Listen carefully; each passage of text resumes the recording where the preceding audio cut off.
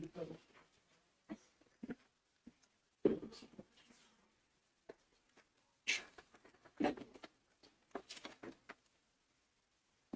like church.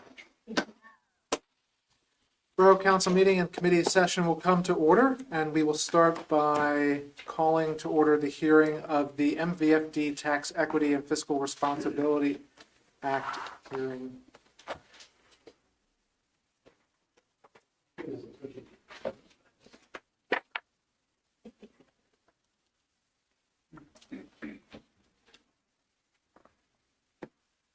Good evening, Council. Tommy Cox from Eckert Siemens, Bond Counsel to the Fire Department on the fire station financing.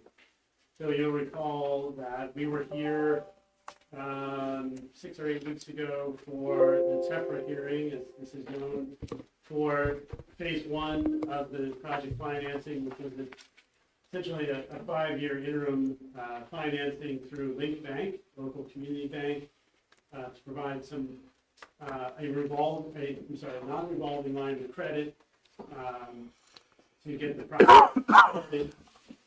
This evening we have the second piece.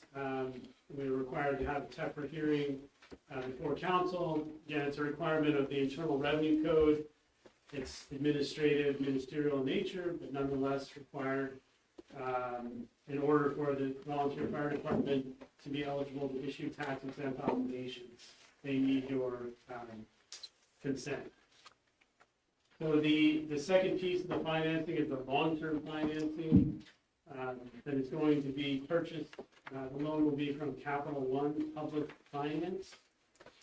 It's a fixed rate, $6.5 million, fixed at 5.03% for 27 years, which is a very favorable rate, and within the budget that the chief and the department have been modeling for some time for the project. As far as the purpose of the hearing is obviously for us to provide an opportunity to describe the nature of the financing, the project. As we did previously, Mr. Duffy will briefly summarize the project for purposes of the minutes, and then we can open it up to public comment if there is any for you to hear, and then you can close the hearing. And you'll see later on your agenda is the TEPRA approval resolution itself, and related to that, the limited guarantee ordinance of the borough. So the financing will be secured by a limited guarantee of the borough, pledging only the borough's fire taxes as security for the loan.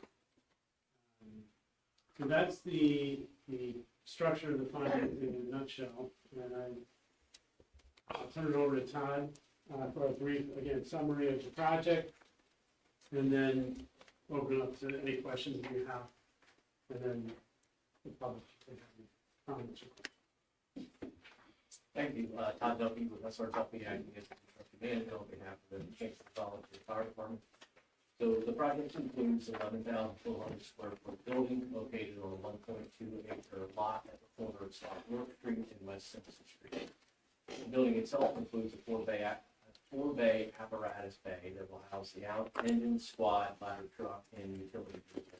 Also includes a new locker room, gear room, and contamination room for firefighters. There is a washroom, kitchen, and training room as well that will also serve as an emergency operations center for the borough. On the second floor provides conference room space, day room, lounge, and space to accommodate full-time livings. The construction type is CMU load bearing with structural steel, and the exterior of the building is a combination of brick, CMU block, and metal side. Thank you. Any questions? No? Are there any questions for Mr. Duffy or Attorney Cox? Are there any comments from the public specifically, or questions specifically on the financing for the volunteer fire department facility?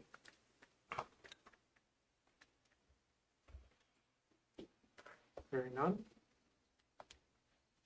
Great, we'll stick around for the resolution and for Great, so we'll conclude the hearing. With the hearing concluded, I'll call to order the council meeting and committee session, and we'll start with an announcement that the meetings of Mechanicsburg Borough Council are being recorded and live streamed for the purposes of transparency and increased public access. The live stream, along with the recordings of previously held meetings, can be accessed on the borough's YouTube channel. Now we'll have the Pledge of Allegiance. Pledge allegiance to the flag of the United States of America and to the republic for which it stands, one nation, under God, indivisible, with liberty and justice for all. Thank you. Roll call, please. Here. Here. Here. Councilwoman Martin. Here. Councilman O'Neill. Here. Mayor Ritter. Here. Solicitor James. Here. Engineer Rodolfo. Here. Chief Lenny. Here. Chief Knapp. Here. EMC Taylor. Here. CEC Hockenberry. EMC Arnold. Here. Manager Thompson. Here. Permanent Specialist Mayor. Here. And Superintendent Julia Dutton. Oh, we have one. Thank you. Moving on to approval of the agenda, are there any items to add or remove from the consent agenda or regular agenda? Hearing none, are there any amendments or changes to the proposed minutes? Hearing none, is there a motion for approval of the agenda? I'll make the motion. Councilwoman Martin moves. Is there a second? I'll second it. Councilwoman Agerton seconds. Any discussion? Hearing none, all in favor? Aye. Any opposed? The agenda is approved. Moving on to citizens' comment. Is there anyone here for citizens' comment this evening? Yes, thank you. Please come up to the podium, state your name and address. There will be a period of 3 minutes for this citizens' comment period, and then you can also have the opportunity for 3 minutes after that. Go ahead. This is Scott and Kathy Nedrow from 49 West Simpson Street.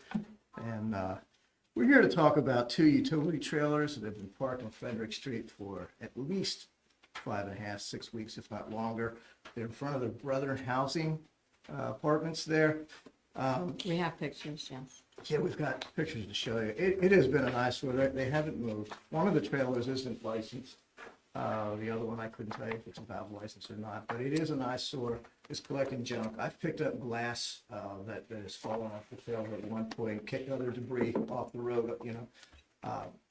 Don't know who owns it. Don't think they even live in the block. I don't know, but we've addressed it. I came back and I said something to one of the officers. I don't know who it was, and I just mentioned it to him. He says that they were going to look into it. The residents have called zoning. I know zoning came out, but we didn't hear anything about it. They've contacted their housing manager. Nothing's been done on that end. So it's taken up, 4 spaces of parking It has to go with it. as the other issue. But I talked to a resident. They think somebody was sleeping in it. I'm not sure. I haven't witnessed it, but I've seen a gentleman actually inside the trailer at one point. Yeah. So I don't know. But, we're getting now flies, mice, which that's another story. I have plenty of mice in my house. And, just, it's not, It's an eyesore. Stink, I mean, it's just nice. It's an it eyesore. hasn't moved. And the residents, I know they want it gone too. I don't know where they're parking. I mean, we had different issue, but we had a pop-up trailer several years ago and we had to get it off that same street. So, Yeah, we used, timely manner, so. yeah, we thought, with zoning, we thought you can park a utility truck on there, so we haven't heard. We just want some answers. We will communicate with the police department and codes and try to get a resolution for you. All right, Appreciate it. thank you. Thank you.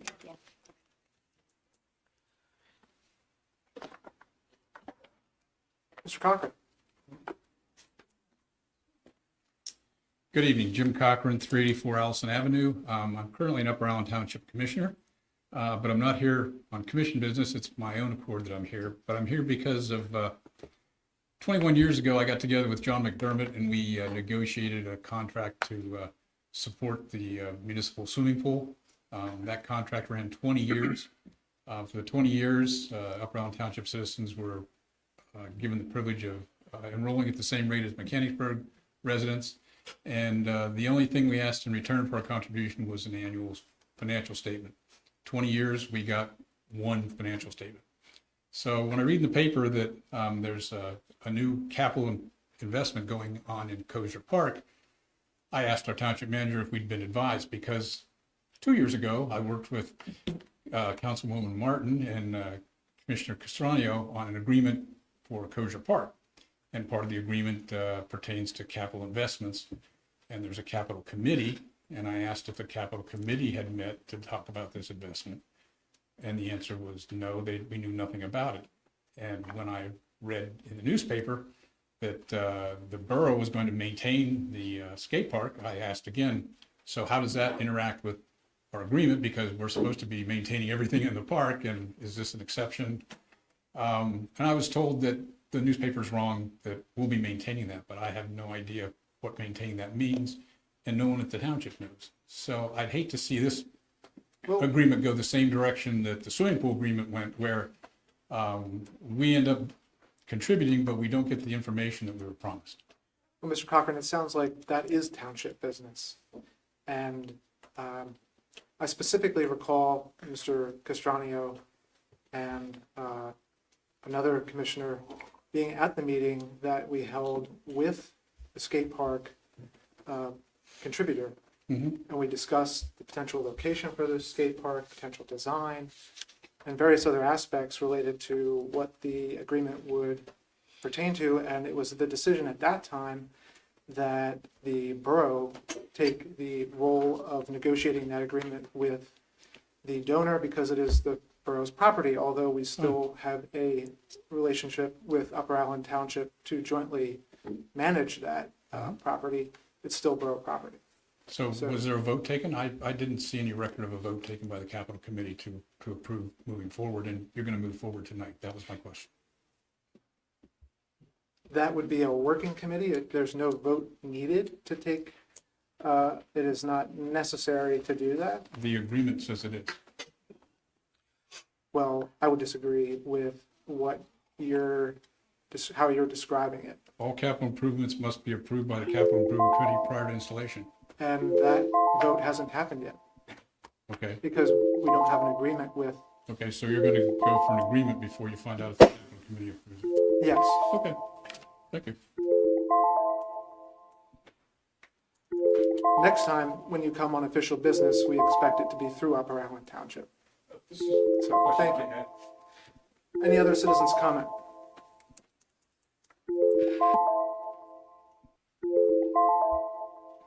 Thank you. Moving on to the mayor's report. Thank you very much. June 24, the Mechanicsburg Police Department held a banquet for retiring Chief Myers. The chief was presented her engraved service pistol along with many thanks. A very pleasant social evening. The 26th, Mechanicsburg Museum Association Blueberry Sale Pickup. They had 2 pickup lanes. In 2 words, it was very busy. July 7th, Union Church meeting. Financials were discussed and what property is owned. This is their 200th anniversary. 14th, Union Church opened its doors for a Church of God visit from Carlisle. Ed Rosenberry brought a group of interested people. I had no idea there would be 75 people in the Union Church. It was packed. There's a little history of the Union Church, and there's a couple copies back on the rear table. If you're interested in knowing more about the Union Church, pick up one of those copies. July 17th, today, Mechanicsburg Chamber of Commerce mixer at the Simpson Public Library Learning and Book Sale across the street. Refreshments were served by Esther's County Kitchen. End of report. Thank you. Thank you. Moving on to the consent agenda. Is there a motion to approve the items on the consent agenda? I'll make that motion. Councilwoman Agerton moves. Is there a second? A second. Councilman O'Neill seconds. Any discussion? Hearing none. All in favor? Aye. Any opposed? Motion passes. Moving on to the regular agenda. First item, approval of design for 219 East Main Street construction project. Is there a motion? I'll move. Mr. Burek moves. Is there a second? I'll second. Councilwoman Egerton seconds. Discussion. Mr. President, we do have some images we'd like to show council in terms of, general design. So the project, as everybody's aware, at 219 East Main Street involves a renovation of the first floor. The area in green on the images that you see in front of you is what I would call a wholesale renovation, ripped down to the studs to re-facilitate that particular area of the building. It's about 3,600 square feet or so, to provide new council chambers, conference room for council, a little kitchenette area, as well as, kind of the more administrative service area on the bottom portion of this particular page, which would be a service counter, as well as, offices for the administrative staff. The areas in yellow are shared spaces that ultimately will be also part of this project. The renovation of bathrooms that are shared amongst the entire first floor of the building, as well as the corridor, the electrical spaces, and an entrance. The bottom of this, just for orientation, is the frontage along East Main Street. So ultimately, those spaces will be completely demolished, renovated, new HVAC, electric, systems will all be replaced, as well as obviously finishes and things of that nature. This is the first phase of, kind of a multi-step plan to renovate this as well as the adjacent building as we move some of the municipal spaces over to this particular facility. I believe this represents about a quarter-ish of the building. As you can see, there's a whole second floor above it in terms of tenant spaces that will remain to be leased as they come about. So, next slide, please. So here's some 3D renderings. The one above is simply the bare space. That's what you get out of the contract. The one below contains some of the furniture, fixtures, equipment that would be associated with this particular area. The council chamber is intended to be a fairly multi-purpose space that can be moved around, used for community events, things of that nature. And the finishes were selected in order to facilitate that type of use. One more down. Some general views of what it would be looking towards the dais area. Council members would be on a little bit of an elevated platform, not too high, but ultimately would be looking down on the spaces below. Pretty bare bones when it comes to finishes in terms of the use of materials. Ultimately, those entire spaces then be functional, in a multi-purpose fashion. That's a view looking in the lobby towards, would be the service counter.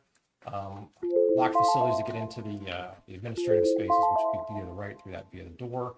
An open office area, as well as, a couple of private offices, depending on the use of those areas. If you were to spin completely around 180 degrees, that's a view into the council chambers from that area. And then that's a rendering of the entrance that's on the western face of the building. We're gonna have two different bids. One's a more conventional kind of awning with a sign above it, and if you go down one more, you'll see a little bit more robust, space that we can actually provide some protection for people that are waiting for meetings and things of that nature. So that's the general idea. Ultimately, there will also be a sign in the project. Sarah, if you have the sign, there's an existing sign. We haven't really worked the details out quite yet, but ultimately, if you look at the existing sign, that would be repurposed in generally the same dimensions, maybe a little bit bigger, but ultimately, the Frankie Burger Place portion of the sign, the green, would be replaced with Borough signage, looking at the potential for a variable messaging board in that particular area, and then tenant signage below in the yellow area. So that would be part of the process. We believe that the project, based on some discussions with contractors, is a 3 to 4 month renovation. The intent would be, with your authorization tonight, to bid this project here in that basically the August timeframe, and come back to council for final approval in September, and we'd be looking at occupancy in the first quarter of 2026. A couple of long lead items we're not 100% sure about right now, but that may skinny us back into the March timeframe. But I think it's very achievable to be in there very early in the next year. I'd be happy to answer any questions that council may have. Any questions for the engineer?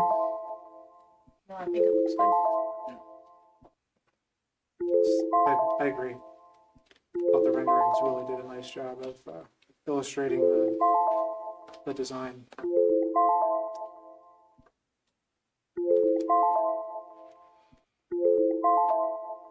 Thank you. All in favor? Aye. Any opposed? Motion passes. Next action, discussion, and action to advertise and bid the 219 East Main Street construction project. Is there a motion? So moved. Councilman Burek moves. Is there a second? A second. Councilman O'Neill seconds. Any discussion?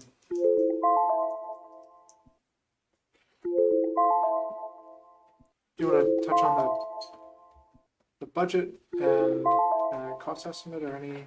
We can briefly, the general, right now the budget estimate is right around where our available cash funds are, which is some leftover dollars from our original ARPA funding and that our reimbursement, and then also proceeds from the bonds of the sale of or the purchase of the building.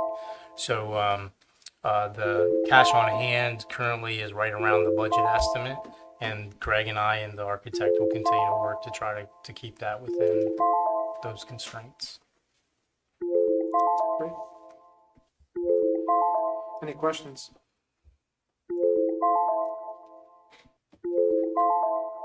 Hearing none. All in favor? Aye. Any opposed? Motion passes. Next item, approval to increase the hourly rate for CSOs from $15 to $17. I'll make that motion. A second. Councilwoman Egerton moves. Councilwoman Martin seconds. Any discussion?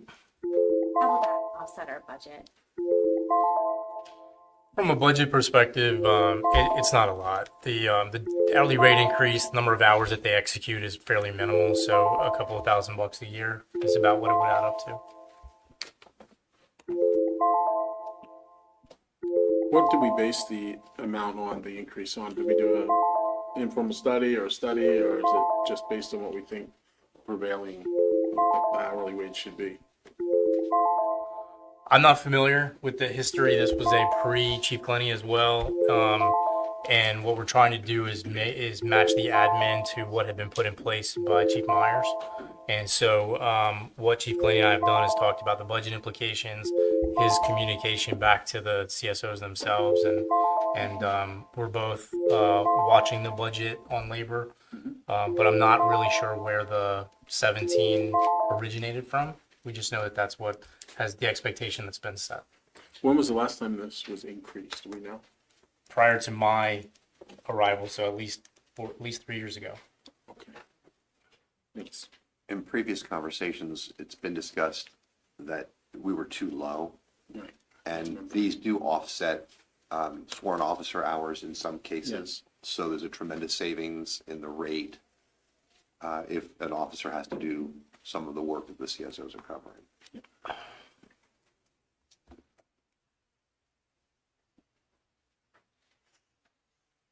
Any other questions or comments? Hearing none. All in favor? Aye. Aye. Any opposed? Motion passes. Next item, discussion and action to approve the purchase of Crime Watch platform at a cost not to exceed $4,878.64. I make a motion. Councilman Burek makes the motion. Is there a second? I'll second. Councilman O'Neill seconds. Chief Glenny, just give us an overview or? Sure. Hopefully you all saw a copy of the near-term improvement memo that I sent out. Crime Watch is a comprehensive community engagement platform. It's the simplest way to term it is it's like constant contact for law enforcement. We enter the information once, the community engagement portion pushes it out to all our social media, website platforms. It creates a website for us that is consistent with other Crime Watch agencies. The majority of surrounding agencies are Crime Watch community engagement platform agencies. It also allows for citizens, anybody to sign up for alerts or any type of thing by email address and several other ways that, for example, the incident that we just had the other day and some of the information that we pushed out, we could have pushed that out much quicker with Crime Watch. We could have entered it once. Crime Watch would have pushed it out to everybody that signed up and said, hey, there's no public safety threat for this incident. So it is a all-in-one community engagement platform that we'd like to switch to. It has a front public-facing side that alerts the public. It basically aids the department in being more transparent. Everything gets pushed out to the platform through social media, the website. And again, the website is organized like a lot of other surrounding areas. If you'd like to see what it looks like, I believe Upper and Lower Allen, a lot of the other agencies around us have this platform. If you go to their website, that's what you see. That's a Crime Watch website page. It's designed, they set it all up for us. The initial cost includes that setup and training, and then yearly it would be just around, it would be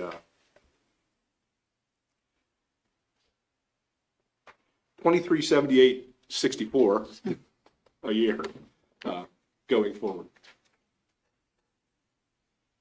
I try to include a good bit of information in there, some backup information that if you know any questions, or I will attempt to answer them for you. I did have this platform at my last agency, and it worked very well for pushing things out. It also has alerts on the back end, not to get too much into weeds, that will alert other agencies to things we're working on and vice versa. So it aids us in that regard for intel purposes as well. And Chief, you were saying what surrounding departments are using this platform? I believe, if I am not mistaken, there are 12 entities, law enforcement entities in Cumberland County alone that are using it. Here we go. Cumberland County, Campbell Police, Carlisle Police, Cumberland County Crime Stoppers, Cumberland County District Attorney, East Pennsboro Township Police, Lower Allen Township Police, Middlesex Township Police, New Cumberland Borough Police, Newville Police, North Middleton Township Police Department, Shippensburg Police Department, and the West Shore Regional Police Department all use the Crime Watch platform as their basically community engagement platform. And I guess I was remiss, I should say it, please don't confuse it with the old Crime Watch program that the borough used to do through the mayor and the lieutenant of the social engagements where their information was given out at that time. This is an online, real-time online platform. Thank you, Chief. Any further discussion or questions? Chief, will this replace the existing police department website or be an enhancement? It will replace the existing police department website. When you click on the police department portion of the borough website, it will direct you right to the Crime Watch page, and that website that we currently use will be eliminated. All that information will be repurposed, or most of that information will be repurposed into a more user-friendly. And timely. Yeah. Thanks.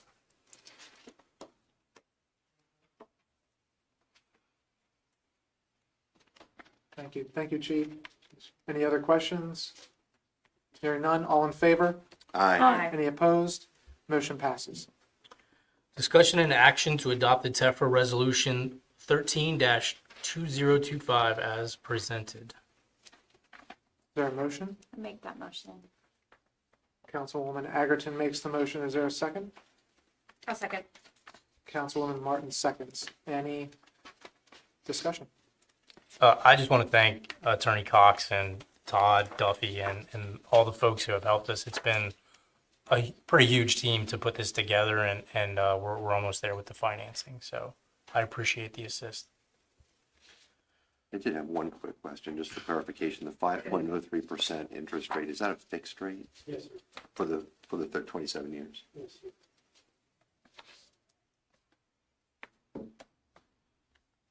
Thank you. Any other questions? Hearing none, all in favor? Aye. Any opposed? Motion passes. Next item, discussion and action to approve ordinance 1189 limited guarantee ordinance. Is there a motion? I'll make the motion. Councilwoman Martin makes the motion. Is there a second? I'll second. Councilman O'Neill seconds. Any discussion?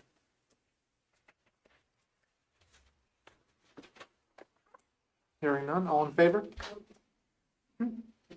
Oh, that's right. Ordinance, sorry. Roll call vote. Anderson, Yes. Garrett, Yes. Martin, Yes. Miller, Yes. O'Neill, Yes. motion passes. Thank you very much. Next item, discussion and action to approve the skate park donor agreement. Is there a motion? I'll make the motion. Councilwoman Martin makes the motion. Is there a second? I'll second. Councilwoman Egerton seconds. Any discussion? This agreement, Mr. Cassidy's not here, Rachel is, but a lot of work went into this agreement. It went through a couple of stages. Now it's a three-way agreement between the borough, the donor, and the contractor to do the construction. And really, after several phone calls with all parties and their attorneys involved, we kind of gathered that this is the best way. We came to a consensus. And so it represents the inputs from all three parties. And my expectation is that it'll be signed within the next week or 10 days or so. I know that it was a lot of work, and I appreciate the time that it took to get to an agreement.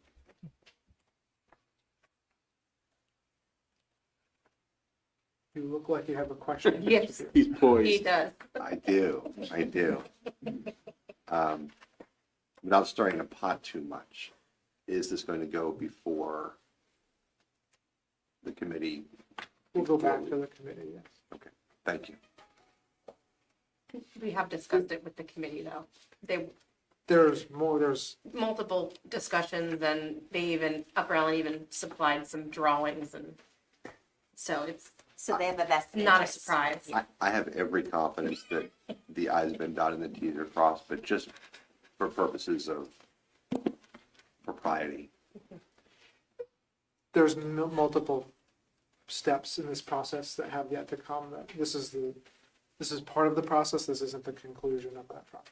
Fully understand. Thank you.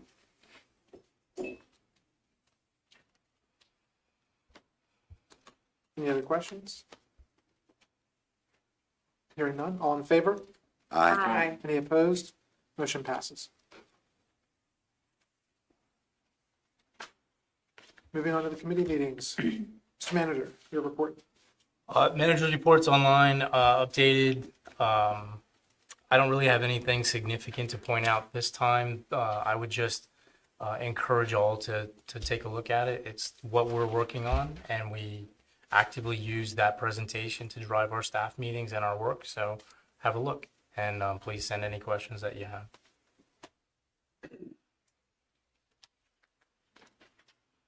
Finance Administration and Ordinance. Mr. Anthony is not here. Nothing is on the agenda. Mr. Burek, Public Works and Safety. Thank you. Superintendent Huey's not here. Is there anything from the sewer department, Mr. Manager? No. Thank you. Engineer Medinsky is actually not here either. Public Works, PWD Lear. What you got for us? Here, Well said. I don't have anything additional, Anything other you'd like, than outside of the report. anything you'd like to highlight?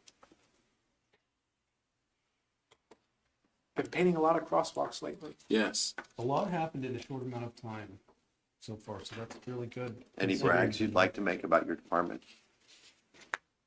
I'm sorry, what was that? Any brags you'd like to share with us about your department? 2 thumbs up. If you had more thumbs, it'd be more thumbs up, right? I will share a couple, please. Thank you. The Public Works Department has really put up with a lot of difficult weather this year and are still getting crosswalks done. They're finding a way to get the work done. I think they have dealt with things like sewage problems in our buildings. They've dealt with tenant issues in our recently acquired buildings. And I also want to make sure that I give the recognition to Mr. Lair because our safety committee is doing a really fine job. We meet once a month. We have a safety stand down. We do presentations and training, and it's reflected in our rates that we pay into our workman's comp and also in our insurance. And so I just wanted to recognize him today because he is the chairperson of that safety committee and is doing a spectacular job. So if you won't, I will. Well done, sir. 2 thumbs up. Thank you. By the way, not only the crosswalks, but the stop signs, stop lines. I see those brightened up. Traffic calming. Traffic calming, yes. Very well done. Yep, Yeah. great. Thank you. Saw that, yeah. Thanks. Glad you saw it. Glad you noticed. Even in my neighborhood, way on the west end of town. Yes. No. No, we did. Oh, We need to give some attention to that. thanks. Please send our thanks to your team. Of course, thank you. Engineer Rogalski. We continue, we got a lot of stuff going on.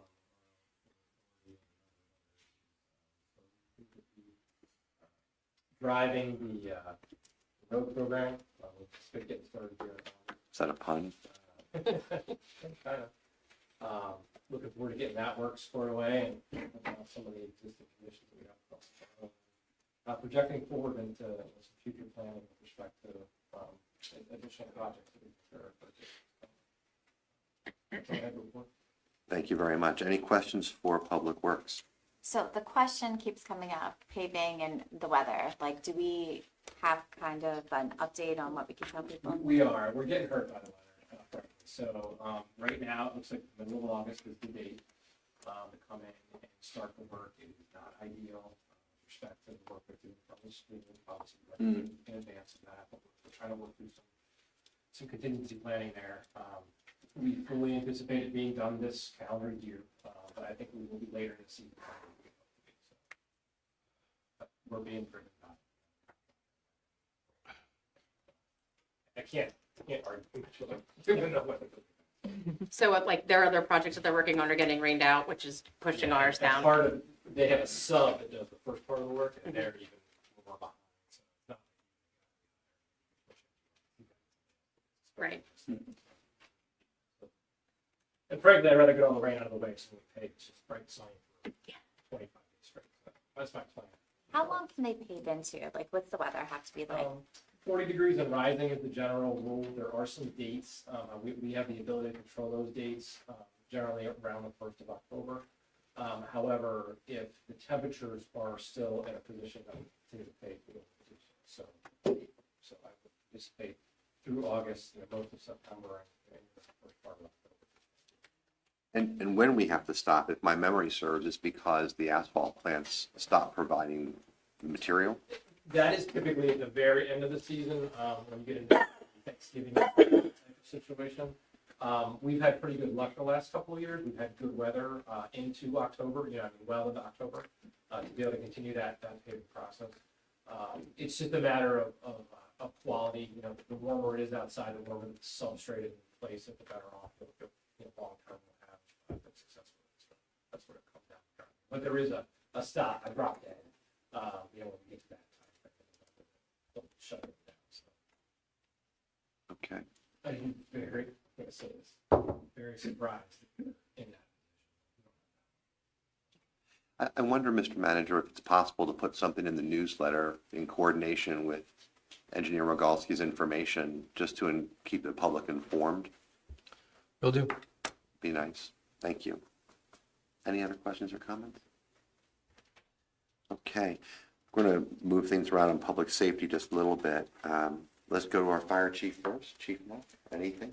Yeah, just, if you saw the report, we're just coordinating with consultant Duffy and also President Trate from MVFD. We're going to have a shortfall eventually in budget for consulting and also architecture.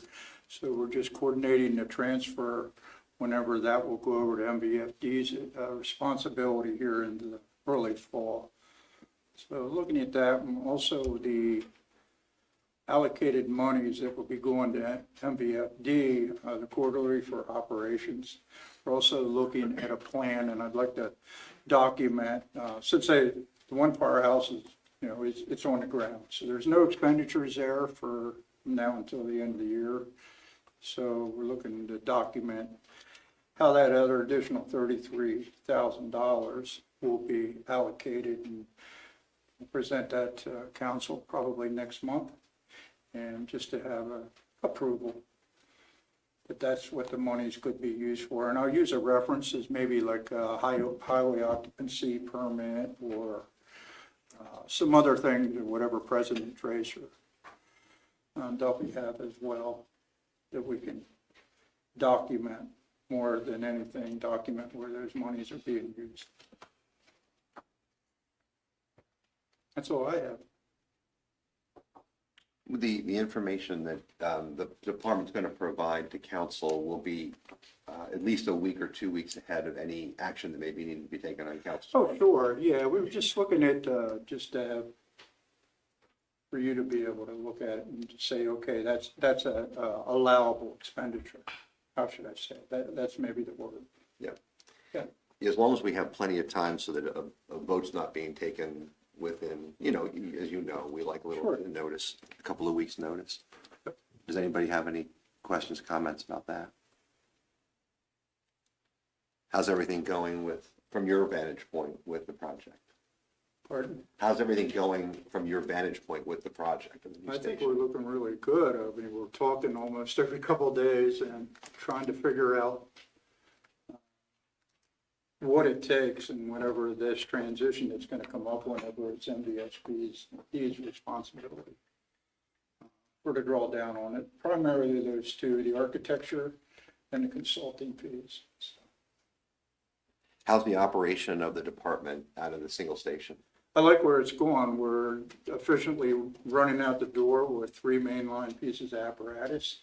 And I think if we've met that goal of decommissioning all the excess apparatus and trying to give the borough the best bang for the buck, but at the same time, efficiencies and cost-effective service to the public. And I believe we've already shown that we're able to provide that. And any issues with using Strawberry as an entrance and egress for the? A little bit of a learning curve. I mean, we've always used it on and off, but they're taking their time and going out the door. Right now, you'll see the older fire engine is not in the tent. The newer one is, and they're just doing that for a little bit of training. So the white engine might be in the firehouse with the tower ladder at certain times, and then they'll change over to the red one. So the older one, trying to limit the use, because we know that sooner or later we're anticipating that we're going to have to do a replacement. We have a 25-year-old fire engine that's running front line. So that's another hurdle that we're going to have to overcome, and we'll talk about that hopefully into the next couple months. And response times are good, no? Staff has been light. So that's the bottom line. Today was a house fire. There was 3 individuals that went. They got out the door in 7 minutes, which is really not our norm. Our norm's usually within around 4 minutes. So try to dress that up. But yeah, it's vacation season. A lot of people are out of town. But not only that, the reality is there's less firemen than there was last year. There's less firemen than there was 2 years ago. So we're no different than everybody else who surrounds the area. You see it in the news everywhere.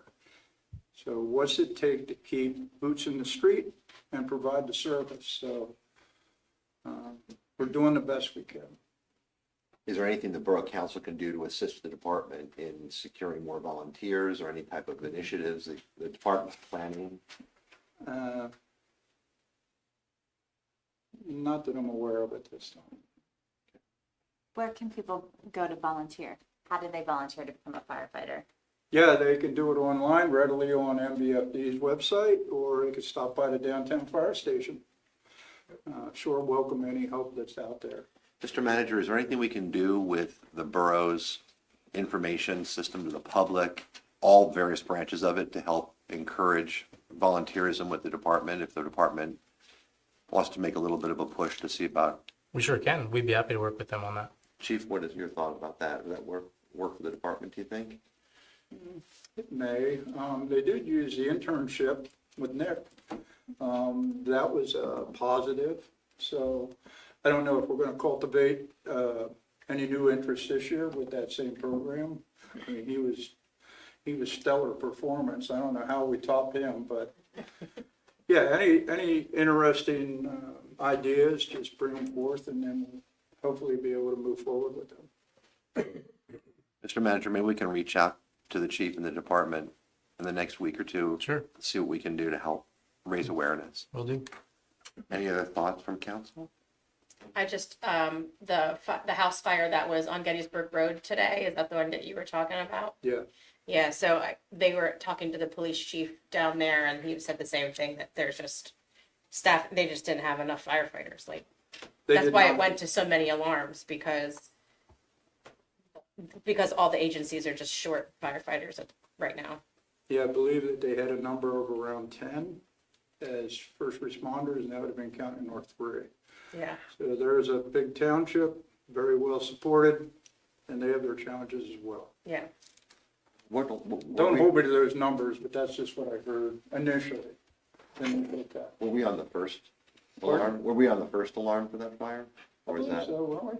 On initial dispatch, one engine. You should have been on the working fire. Yeah, it's called a working fire.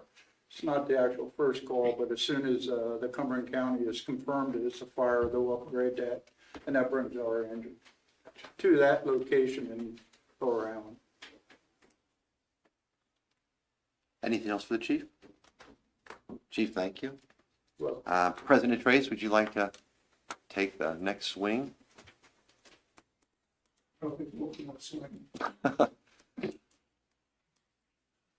First off, I want to thank council for passing the resolution and ordinance as we move forward with the project for the new station. That's just another part of the whole thing going on.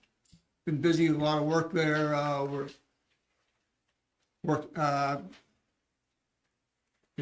financing, all the financing, there's some insurance issues that have come up as far as making sure we have enough insurance for the project as it proceeds and everything. I went by the site today at lunchtime. I'm not sure when. I didn't get a chance to ask Todd when the site work is actually going to begin. I know weather has been a factor, just like everything around here with the highway department and the road projects and everything. So, unfortunately, what I've seen on the weather is expect more of this through July. So things might be iffy. In regards to what you were just talking about as far as, trying to promote as far as getting more people, we could use people not only on the fire side, but also there's other aspects of the department that we could use help with, administrative, fundraising and such. We will never, even if you are not willing or want to fight fire or do anything yet, we will not turn anybody away. If you're willing to volunteer, we will find something for you to help us with. And on that note, I see Dr. Drake isn't here tonight. Community Day is coming up. Fire department will be there on August 2nd with their fire apparatus and such. And she has been bugging me for months about chicken barbecue. I actually went and made a purchase of some of my supplies that I needed today. So we're still on for a chicken barbecue for that day and everything. So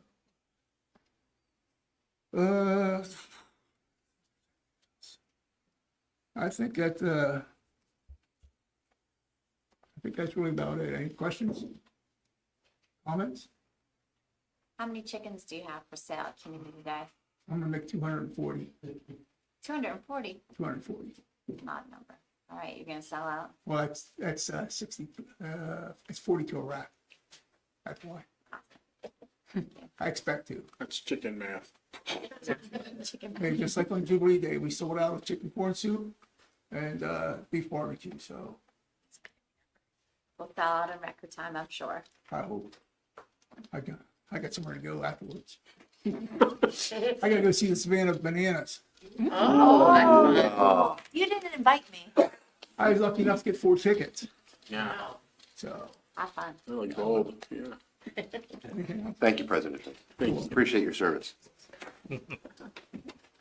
We have a new EMC with us tonight, EMC Taylor. Would like to say hello and Hi, Council.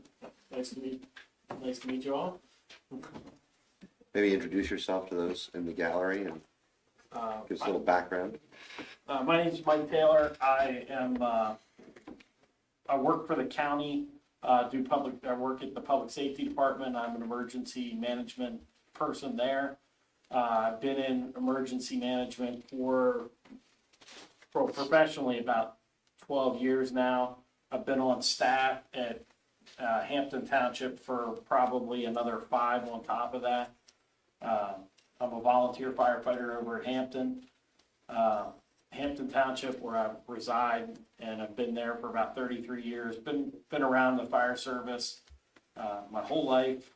Grew up at the station, and emergency management's kind of not anything new to me. My grandfather did it for a little bit before, so it was a good opportunity. Following in Nate Wardle's footsteps, he's got a pretty good program in place that I can take and not have to really create a whole program from the beginning and kind of move on. And he's actually Nate actually reached out to me to offer any assistance, so that's kind of nice. Glad to have you here at the table. Anything you have for report tonight? I'm sure not. I have nothing to. What have I had the job for 2 weeks? And no report yet. Any comments, questions, welcomes? Welcome. He said that one. Glad to have you here. Thank you very much. And then, last but not least, Chief Glennie. Good evening. I am honestly not as prepared for tonight's meeting as I wanted to be due to recent events, so I will apologize up front. I'd like to start before I get into my report by letting everyone know how intensely proud I am of the Mechanicsburg Police Department and their response to the significant incident we responded to Sunday. The spirit of cooperation between the men and women of this department is incredible. Their teamwork is incredible. They pitch in, they have a desire to get things done, and it was very refreshing. Everybody pitched in, everybody came in that was requested,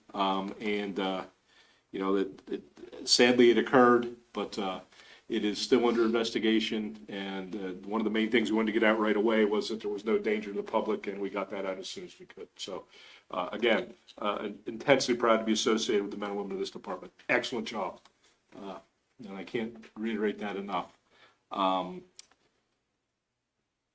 That's that one.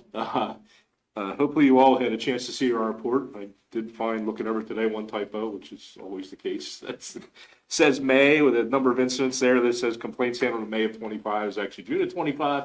But I would call attention to a couple things. And this report is a work in progress. So we're still working on what we want to throw in this and get out to you as much information as possible. I would point out the overtime report on there. There's 196 hours of shift bill overtime. A little simple math will tell you that that's about 5 40-hour weeks. I will not go out on a limb here and say that we're understaffed. I want you to know that the leadership team in the department is working on addressing the significant scheduling issues that exist, but we are understaffed.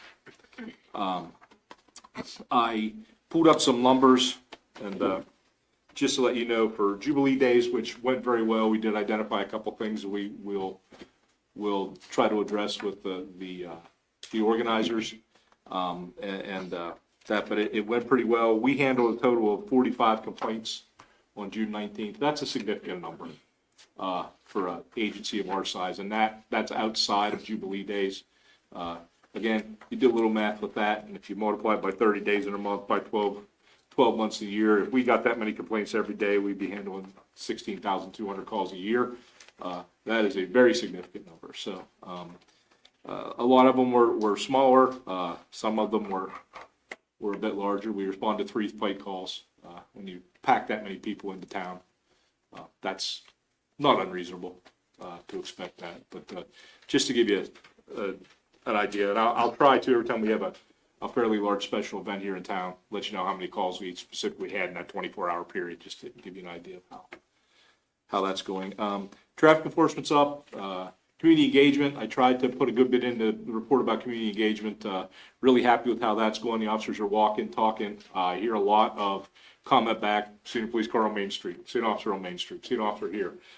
That's by design. If we get out of the cars and walk and talk, it's a lot easier to approach us than it is for riding around. So the officers have been very receptive to that. Again, I cannot reiterate enough how happy I am with the crew. Doing a good job. We finally took a little effort, well, what I thought was a little effort, I gave it to an officer, and she set up coffee with the chief in about 5 seconds. So, but I wanted to just put a plug in for coffee with the chief on Monday, July 28th, 2025. I thank Erica for putting this flyer together for us. We're going to do a coffee with the chief. Anybody wants to come down, ask questions, just meet me. There'll be a couple other officers there at CC's Kitchen between 9 and 11. Coffee will be provided. You have to buy your own breakfast. There's some flyers up here if you want to know about it. It should be out on our social media stuff. But I'm very happy that finally got that put together, and hopefully some folks from council can show up as well, and the mayor. And yeah, we'll drink some coffee, we'll chat, bring your questions, comments, concerns, gripes, moans, whatever. Happy to listen to them, and I hope to do another one in an evening sometime, because I know everybody can't get to a morning thing. So we'll do another one of those, and then once we get through coffee with the chief and some staff, we'll do, my plan is to continue with coffee with the cops, at least monthly, to give folks and the ability to come meet their police officers. I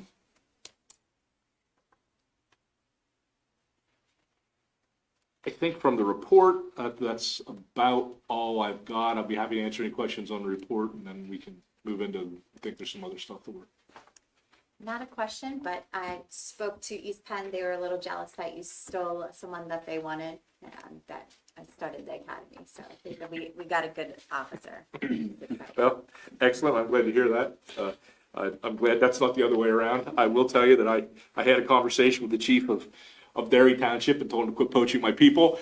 So that's where Officer Kimball went. So he kind of chuckled, moved on. So, yeah, we're happy that the 2 officers, that's the other thing, the 2 cadets have started the academy, and I will, through this report, or if you want to ask, I'll try to answer your questions, but try to keep you updated on how they're doing throughout that process. Other questions about the report? Chief, I just want to highlight the communication regarding the significant incident this weekend was well done all the way around, from the notification to this body to the public interview that you did with the media, the interviews you did with the media, to the dispatches that you made to the public. I heard comments from people where I work that they thought it was well done as well. And so thank you for that. It means a lot to our community. It was something that doesn't happen here every day, thank goodness, but you handled that well under your leadership. So we thank you for that. No, thank you very much. And again, my main focus was I wanted people to know they were safe. Yeah. Anything else on the report? Chief, did you have some other things you wanted to add, or no? I just wanted to make sure the council all got the what they call it, new term improvement memo, reference the accreditation consultant. I had a conversation with Lane, and he thought, and I thought that this was the best way to present it to you. I wasn't really, my expectation wasn't for a decision tonight, but I would like to move forward with that fairly quickly, and I'm happy to answer any questions on accreditation. I will say that, again, I think I brought this up before, but all our surrounding agencies are accredited. So it's something that I would like to get done sooner than later, and it is a real liability combator. Chief, in the memo you proposed, there was 2 options, I think? Yes. You're recommending Lexipol. I'm recommending Lexipol. Lexipol is our policy service here, and we use a lot of other platforms. And Lexipol has a proprietary agreement with Power DMS, which DMS stands for Document Management Service. But anyway, that's the platform that PLEAC and the Pennsylvania Chiefs have chosen to use for the accreditation, and it melds all the documents together. But anyway, Lexipol's relationship with them is that they automatically dump all our policies in their course to the correct standard, which is an incredible time saver. So if we go with them, that's saving a lot of time. And I suspect that is why their quote is significantly less than the other consultants. And I'm not done negotiating that Lexipol price yet, so I'll throw that out there. The committee's been working with the chief a little bit on this issue, and the chief mentioned the liability shield that accreditation provides us, and he went into great detail about that previously and during his interview. But in addition to that, it's notable that, hang on, I lost my train of thought. I'm getting older, I think. Where was I going with that?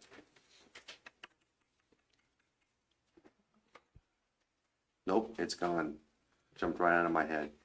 Where was I going with that, Chief? Was it about some savings on our liability insurance, which is negotiable with the company for renewal? It was cost savings. Thank you very much. So not only are premiums, but there are certain programs, one of which, and we don't need to go into detail, but one of which is a red light camera enforcement program that's only available to police departments that are accredited.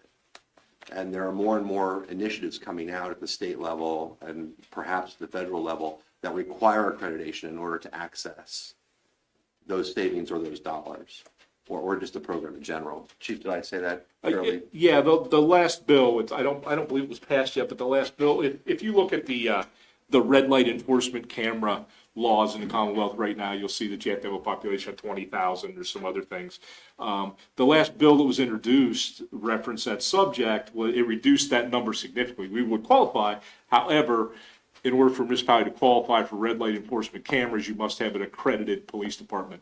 And I suspect there's going to be a number of other initiatives coming down the pike that are going to require accreditation to be a member of. So not only is it a significant liability buster, if you will, the legislators are noticing this too. I think it's because of some lobbying that's done, but that's happening. Chief, I remember when Lower Allen went through their accreditation process, and I knew the chief back then, and he said the morale of his officers went up because there was a higher level of professionalism. I'm guessing the prospect of this for this department's the same. And we've had a couple department meetings now, and I've met individually with all the officers. I've been here a little over a month now, as you're all aware, and we got no pushback at all from the officers, which is unusual. I think they all see it, and we live it every day, and we're trying to do it now. This is just going to codify that, if you will. And it also, it identifies things maybe we don't think of. And I could give you a few examples of different things that then that you have a contingency in place if something happens. That's the other side of accreditation, is we know we've got the procedures in place to handle. I'll just give a quick example. Big item storage. Say we have to seize a car. Well, where are you going to put that? Well, we'll have a plan in place, so we'll be able to go, well, this is what we're going to do with it. And we'll know that where we're storing that, it's secure because we're accredited, and the assessors have looked at this and said, yes, this meets the standards of how you have to store that big piece of equipment. That also raises one other issue, which is the new police facilities that we're planning. And we certainly want to consider, I know that the chief is going to come to the table during the building committee at facilities in order to identify things that we need to do for accreditation. So it's good, it's timely.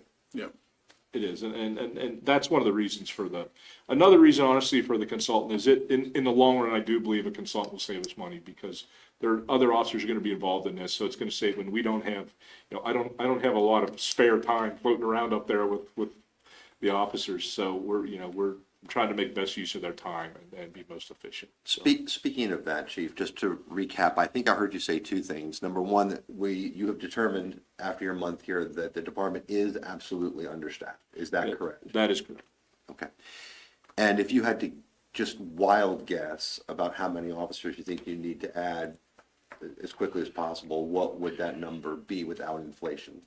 I can tell you what the numbers say, I can tell you what I think. I would like to see us replace Officer Kimmel now and then potentially hire 2 more folks, so 3. Okay. And realistically, and I need to throw this out, if we hire people tomorrow, it's a year from now till they're fully functional, if they have to go to the academy. Otherwise, it's 6 months. So, I mean, that's where we're at. You know, I could show you all kinds of numbers that would just be scary, but I just want to make sure. I also have to make sure that we can support that number going forward. That's, you know, I need to make sure that we are doing things as efficiently and effectively as we can. So that's my job, and I need to make sure that you all trust that that's the job I'm doing. So On that topic, the issue of scheduling has been brought up among this body many times over the last couple of years. Can you just give us a little general update on, is your department, or you and the leadership addressing the scheduling issue? we are addressing the scheduling issue. It is a combination of scheduling and staffing that is the overtime, I've used drain. And the work-life balance of the police department right now is very skewed. And not only does that, you know, not keep folks happy and may tend not to help with retention, it also leads to safety issues of tired policemen and mistakes, which we don't want. So we're looking at schedule options, and any schedule option, you know, we'll run through labor attorneys to make sure we're not violating any contract provisions or Fair Labor Standards Act or any of those things. We have done a few tweaks to the schedule now, but honestly, any tweaks going forward, we got to give them 60, 90 days to see if they're going to work. So that's kind of where we're at now, is we're in that period of, we're tweaking things. I'm trying to see if it works. I've said before, I would ultimately like to end up on a 10-hour day schedule. I would, only because of, you know, what the books and papers tell me. Maybe that won't work here. I don't know. But in theory, when you look at the literature, 10-hour days is the most efficient for cost savings from overtime and the work-life balance type thing. So I'm going through all these, and again, I'd like to have, you know, 60, 90 days to see if what we're doing now is working. The officers, nor I, like the current schedule they're on. It's not a good schedule. I've never seen it before. I'm sure somebody works it somewhere. But I think that, you know, I think that there's some fixes that can be made. And just to be clear, you said the officers do not like their current schedule. That is my understanding. Okay. Questions or comments about any of that, guys? 45 calls on Jubilee Day, was that, we had a lot of assistance from other departments. We did. Was 45 calls for us, or was it for everyone? 45 calls was not necessarily Jubilee Day related. If the other officers from other departments handled something down in the Jubilee Day thing, that's not reflected in the 45 calls. That's the calls in the borough, or the borough officers handled in Jubilee, not the ones that, and most of those officers would have been in a supporting role. We also, we expended 40 hours of overtime over top of the 196 hours of overtime we did for shift bill for Jubilee Day. All the officers were on 12-hour shifts, so half of them were on at one time. So 40 hours of overtime was expended for Jubilee days as well, which is reimbursed. And then we have some other overtime, and I'll tell you that based on staffing, and you know, maybe you don't want to hear this now, but maybe I'm going too far, but based on staffing and scheduling, we're turning back some state dollars now. Not a lot of money, but some money back to the state for traffic enforcement dollars, for buckle up, aggressive driving, DUI, because we don't have time to work it. So we're turning it back. So that's basically, I hate to use the term free, but it's free. It's not borough tax dollars that we'd be expending on overtime to undertake these traffic enforcement things. And I bring that up specifically because one of the things that I hear from a lot of folks when I talk to people is, we want to see more traffic enforcement. So we're giving up free traffic enforcement because we don't have staffing. Now, is that money going to pay for another officer? No, but we are giving back state grant dollars now because of our staffing levels and where we're at staffing wise. Thank you, Chief. I have one last thing you and I had talked about in committee meeting, but maybe you could just help. I'll try to summarize. The department wants to enforce ordinances equally and fairly across everyone. Yes. And the department has some questions about the alcohol ordinances, both that are local as well as the state ordinances, specifically related to our special events and how those ordinances are being monitored. So the chief said to me that he would just like everyone who's involved in those activities to be aware that they need to coordinate very carefully with the police department, and that if an ordinance needs to be changed, one of our ordinances need to be changed, that the chief will bring that to council and make a suggestion. And this, I did speak to the borough manager briefly before the meeting, includes the exemption that we already voted for a drinking space specifically on Railroad. But there are certain things that are happening the chief thinks that would trigger enforcement actions, and we don't want those events getting that kind of reputation. So, you want to Fairly clean that well. up? Yeah, and I will say that the events folks, like Sarah's been really good about some of the stuff now, but if we have, like, some of the alcohol provisions that we have in ordinance for special events, are not being probably completely met, and there are, I think, especially if we're a sponsoring agency, we need to make sure, and I can't pick and choose, what ordinances, I can't tell you that you can violate the law. It's not within my purview. So if we're not gonna follow some of the stuff that's in the special events or special events ordinance, then we may wanna look at changing that. Most of it has to do with alcohol, and we sat down and looked at different things. There's simple fixes that we can do to at least be in compliance with the spirit of the ordinance.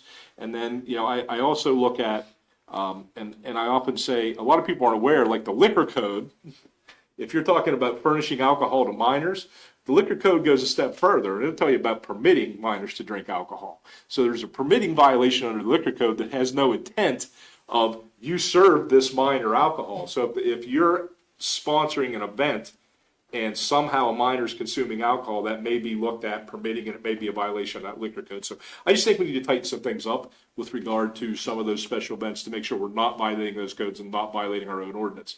Because if we choose not to enforce the liquor parts of the special event ordinance, then somebody's gonna come to us and say, well, why aren't you choosing not to enforce this parking ordinance or something like that?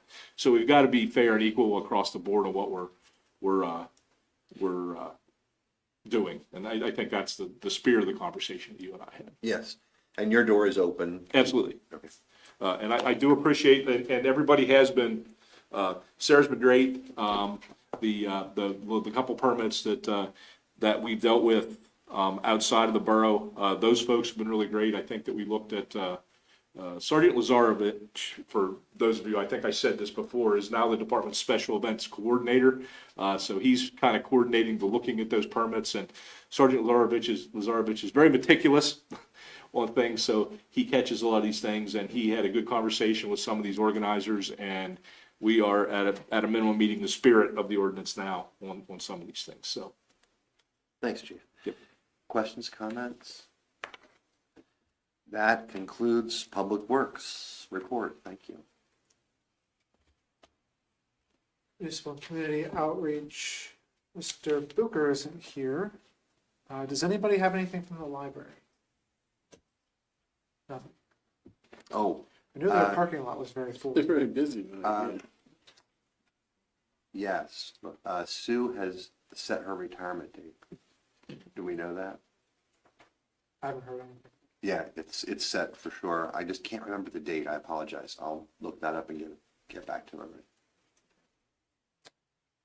Mr. Anthony's not here for school board. I don't know anything from school board to report. Overview of new odor tracking and reporting site, Mr. Arnold. Yes.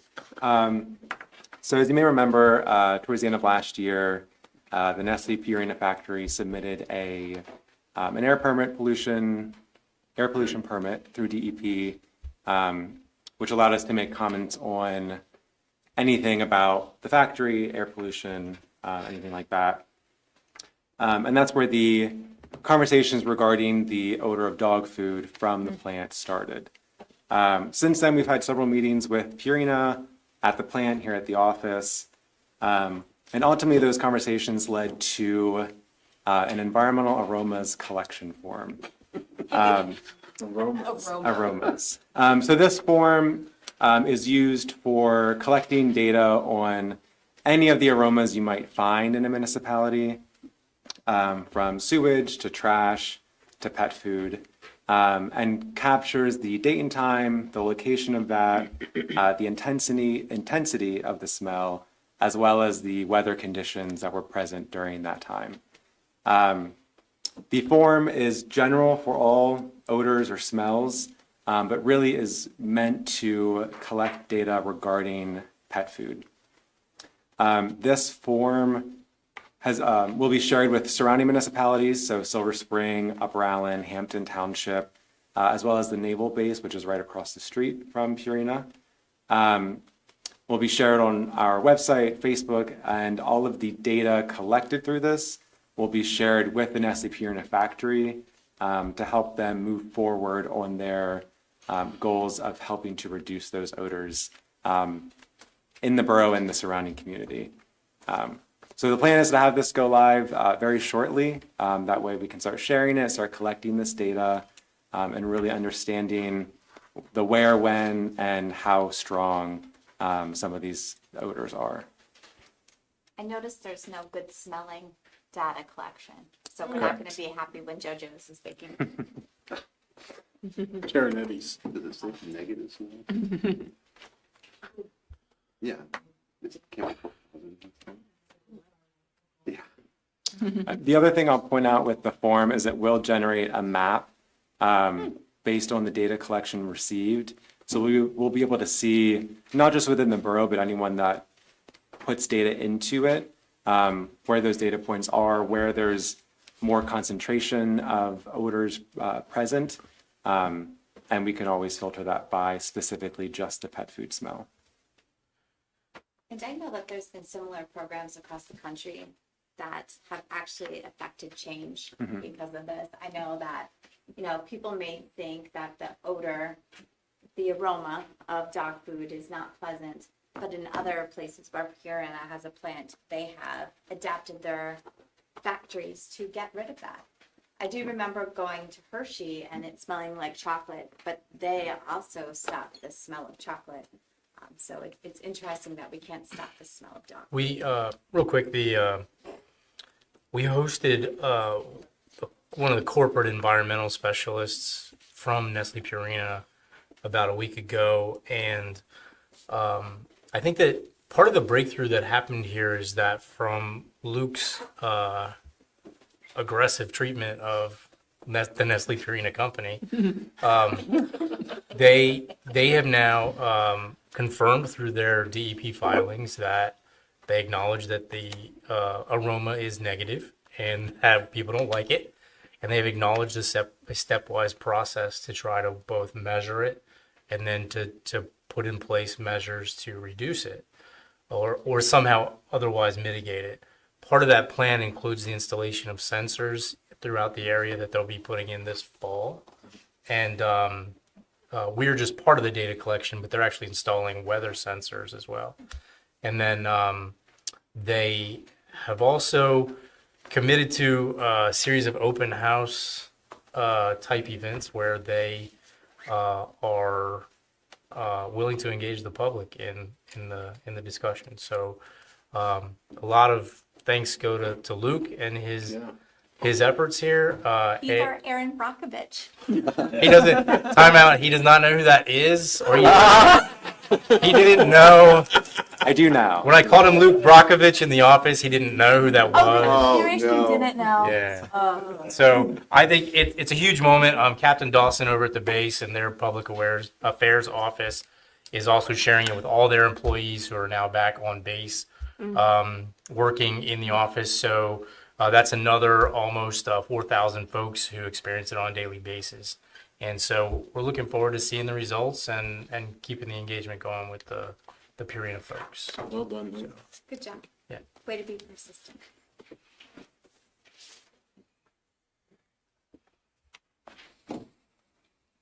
Thank you, EPC Arnold. Moving on to Community Economic Development, Councilwoman Egerton. Yeah, Mr. Anthony is not here. Does anyone, we don't have the review update. There's no update right now. The Planning Commission, any update? The only update I would make is I'll be appearing on Thursday before the county's planning commission to ask that they reinstate our comprehensive planning grant. It's very favorable. We've been working with their staff that they're going to give us back that entire amount. But I just need to go in front of the board and get their approval to reinstate that grant, and then we can move on with the comprehensive plan and get it done. So that's the only update there. Well, thank you. Harb did not meet this past month, so summer's a slow time for a lot of these committees.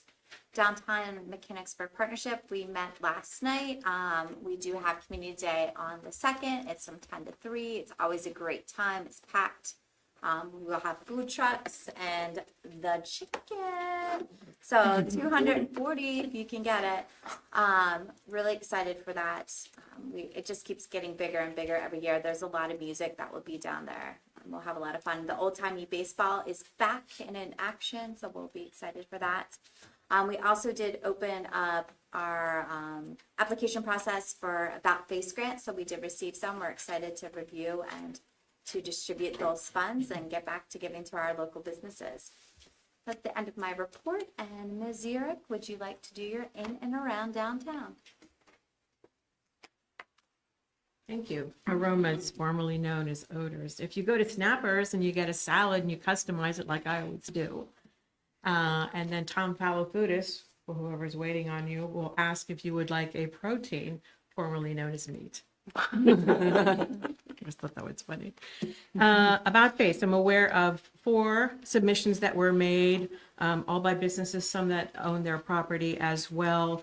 2 earlier, 2 over the weekend, and 1 that called me to finalize theirs today at 2 o'clock. I'm not sure if that was submitted or not. We have named our panel. We have 3 returning members. Daniel Lupio, who heads the design committee, is a new addition, as is Ken Robinson from Kenneth B. Robinson Associates, who we've been involved with for many, many years on many projects. Under business and property updates, Poached is to open by the end of the month. That's the owners of Black and Blue on the Carlisle Pike. That's very good news for us. They have a wonderful reputation and a big following. Poached will be open Wednesday through Sunday from 7 until 2 o'clock. And this is at what was the former Diener's restaurant location. PNC Bank properties, all 3 parcels are sold. They were sold to a group from Camp Hill called Envirodyne. They do wastewater systems and related equipment. It's an engineering firm. They expect 1 of the floors of the post office building, possibly 2, but more likely 1. This is for their offices. And the remainder of the building will be for lease, which is exactly what we expected, that we wouldn't have 1 owner occupying the whole building. South Street Philly cheesesteak and roast pork will occupy what was Pizza Hut. They need their inspection before they can open. They were one of the About Face grant requestors. And Danielle Kroll has purchased the former dentist office on East Main Street for her business, A Child's Eyes, which she has moved from East Trindle Road to that location. She purchased the building. It's beautiful inside. I mean, they always had that really childlike, adventure-like, fun kind of place, and this is even more of that. Leah Luna and her 2 partners will open Epic Balloon Party and Events in the Wrightstone building. They're open now for pickups only, and we'll have a grand opening event in September. And the gentleman who is the new owner of Dad's Garage Burger and Grill House, we've talked about him opening what he calls a Mediterranean restaurant in the front. That is coming before the Harb in August. And that was the afternoon call to me regarding About Face as well. They'll need to go before the Harb for the signage and the awnings and things they want to do for that property as well. They're not on the schedule for August, but I suppose they still have time to add that if they care to. That's what I have. Anything for me? What happened to Liquid Noise? I talked with Joe Tang this week, and he said that are you, because of the sign that's in the window? Yeah, I'm not sure if that's related to another event by the same name that's going on in November. I asked him that question. He told me that they're tweaking their business plan and they'll need to finish that up before we can go before funders and financiers. Again, we've met with them twice. This would be the third meeting, but they have to get that business plan in place. And it's changed a couple times already. So I don't know that anything different, much different is going on, or if that's related to another special event, a weekend event. Okay. But I'm on it. Okay. Thank you. Thank you. I just have a question. Did we get a copy of that in our packets? Because I don't think I got. It was distributed today. Oh, okay. So if you downloaded your packet earlier, Aha. it wouldn't have been in there, but if you go back to your link, it should be there. Thank you. That's the end of my report. Okay. Property, Parks, and Recreation, Councilwoman Martin. So Recreation Events Committee, not this Friday, but next Friday, the 25th, we have Howard Avenue. It is July 25th. J&D Cheesesteaks, Haymauer Brewing Company, and Stable Shakers. Stable Shakers will be playing from 5 until 7. And then on August 2nd, we have a movie night at Finkenbinder, and it is the Minecraft movie. We also have a movie night this Saturday in Finkenbinder. Twister. Yes, that's right. Stable Shakers have been replaced with Sons of Pitches. Oh, okay. Not a curse word. All right, so there we go. That is hot off the presses. And that's all I have for coming up events. Councilwoman Egerton, Shade Tree, and EAC. We have no reports this evening. Okay, that's it. Personnel Committee, Mr. O'Neill. I have nothing to report. Moving on to citizens' comment. Mr. Metallo.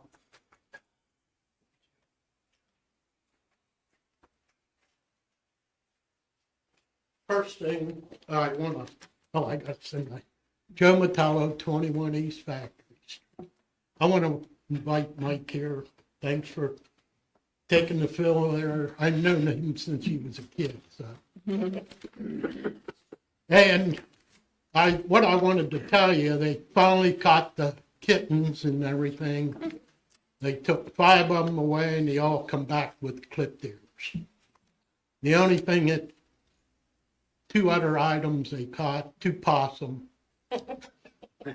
And they let them go again because they eat ticks. Yes, we like possums. So that's all I have to tell you. I just wanted to let you know the cats have been taken care of. Thank you. Mr. Stoner. Yeah, Mark Stone, 408 North Dover Street. Luke, is that also going to include the sewer plant odor from the sewer plant on your odor tracking device? Sewer is listed as one of the options. And yes. when they turn the leaves, if you open up the football game when they turn leaves, it totally stinks. It stinks worse than the dog food does. It's on the form. Well, it's on the form. You can fill it out. Yep. I'm just saying, if the borough going to be responsible, we're putting the blame on Perino, which I've lived there 30-some years, don't even notice it anymore. I mean, Nose blind. I don't notice it. I mean, we get a couple people just move into town. All of a sudden now we got to cater to these people for the odor going around there. People that lived in town don't even notice it anymore. I've lived here a very long time and I smell it every time. I smell it, but it doesn't bother me. Well, I live right across the it street from bothers it me. almost. Go down to Spring Grove if you want to smell something stinks. No, thank you. That's why I don't live Stinks there. down there too. That's why I don't live down there. Thank you. Thank you, Mr. Stoner. Mr. Minor's hand went up first. No, I'm listening to the field. Joe Minor, 16 East Cooper Street. I wanted to say thank you, Chief. I have noticed a marked increase in seeing vehicles, even seeing them enforcing traffic speed limits on South Market, which I have not got caught yet, so I catch me and I might feel different. But it's nice to see them around a lot more. And I have a suggestion for you. Officer stopping by rake straws on any given night during the nice times. Nice, easy place to say hi to folks, and I'm sure they'd be happy to see him there. Thank you. Thank you. Yes, sir. Mr. Thomas. Hello, Keith Thomas, 423 South Frederick. Tonight I'm here representing the Penn Cumberland Garden Club on Community Day, August the 2nd at 10:30. We will be dedicating the Blue Star Memorial that we talked about a few months ago. The American Legion will be involved. I imagine some of you will be there. The mayor will accept the memorial from the Garden Club, and hope to see all of you there. Thank you, Mr. Excellent Thomas. work. Thank you. Anyone else for citizens' comment?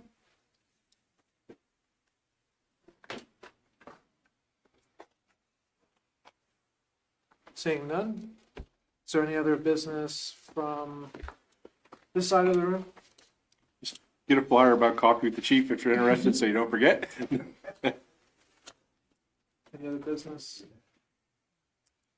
Other business? Is there any other business from this side of the room? No. Mr. Mayor, any other business? No? I would just like to say, if you haven't come down to Railroad Avenue, it is a lot of fun, and I would like to say, like, the bands are good, the food is good, the crowd is nice. It's a really great time to meet your neighbors and hang out, and I think it's been a great summer. Bring your own chair. Bring your own chair, bring your own We do chair. run out of chairs. Yeah. Or bring like one of those fluffy seats. Go ahead. Two quick things. Could we add the EMC back? Thank you very much. And are we still working on the ability for council members to participate in the meetings via video? We are working with our IT provider on some options. And then we know it's a requirement for the IT in the new facility. We're working on it for here. Yeah, we were talking about the timeline moving into the new facility, and I know that we're only looking at, a 7-9 month period of time, but that's a long time. I didn't know if we could do something relatively inexpensively to. Yeah, the difficult part is the engagement. I mean, one way is fairly easy, but for the engagement part, it's a little bit difficult the way it's wired today. Right. So that's what we're kind of looking at right now. Yep. Thank you. Anyone else? No other business? We're adjourned. Joe.